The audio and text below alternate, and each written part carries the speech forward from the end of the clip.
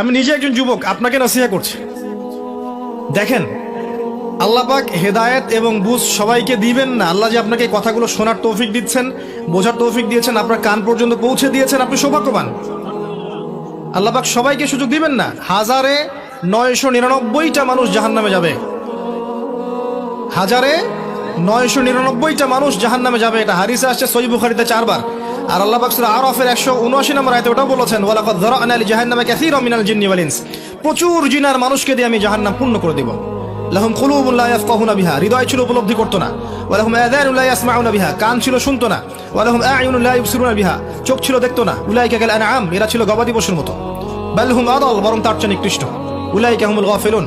একই ক্যালকুলেশন, 1999 জন মানুষ জাহান্নামে যাচ্ছে। তো আপনি সৌভাগ্যবান, কারণ এই কথাগুলো আপনার পর্যন্ত পৌঁছেছে।